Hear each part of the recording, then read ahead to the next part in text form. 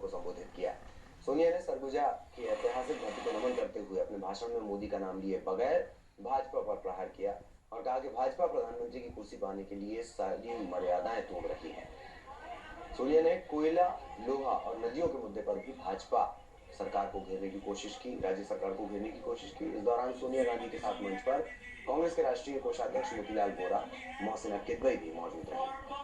Surguja Lok Sabha seat के लिए 24 तारीख को मतदान होने हैं। सरगुजा की 8 में से 7 विधानसभा सीटों पर कांग्रेस का कब्जा है। आप जानते ही हैं कि कांग्रेस पार्टी ने हमेशा विकास पर जोर दिया है और समाज के हर वर्ग के लिए संघर्ष किया है। कुर्सी के लिए किसी भी हद तक जाने को तैयार हो जाते हैं और इस बार ऐसा ही कुछ हो रहा है। भाजपा प्रधानमंत्री की कुर्सी पर कब्जा करने के लिए सारी सीमाएं और मर्यादाएं तोड़ने में कोई कसर नहीं छोड़ रही है। उसे देखकर चिंता होती है। ये हमारे लोकतंत्र के लिए एक बहुत बड़ा खतरा है। चुनाव तो आते जाते रहते हैं, कोई जीतता है, कोई हारता है, लेकिन क्या जीत के लिए कुछ भी करना, कुछ भी कहना, सच को झूठ बनाना हमारे लोकतंत्र को कायम रख पाएगा? हमने संकल्प लिया कि हम इस स्थिति को बदलेंगे, इसीलिए खाद्य सुरक्षा कानून बनाया।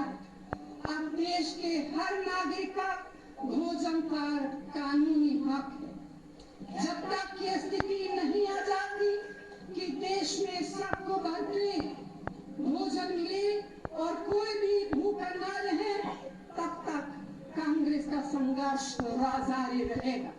इसी तरह इस बार केंद्र में सरकार बनने पर कुछ और कानूनी अधिकार देने का हमारा संकल्प है। एक कानून तो ये बनाएंगे कि सबको मुफ्त इलाज और दवा मिले।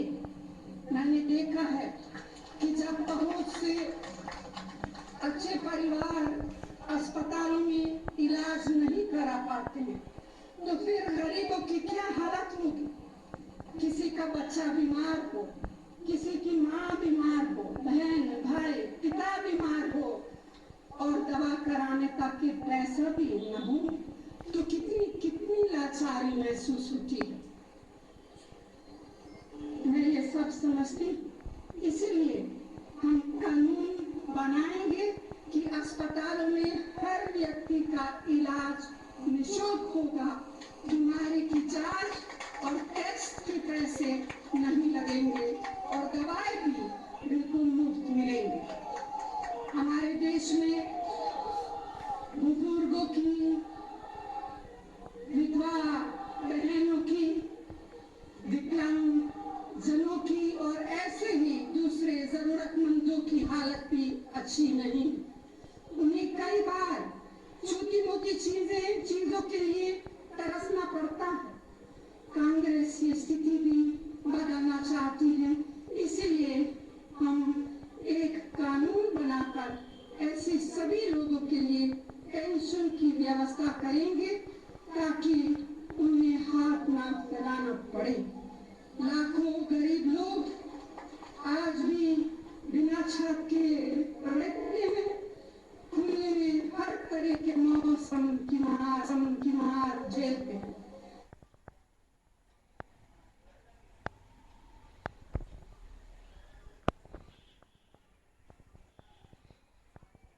फिलहाल एक ब्रेक के बाद कुछ और खबरें।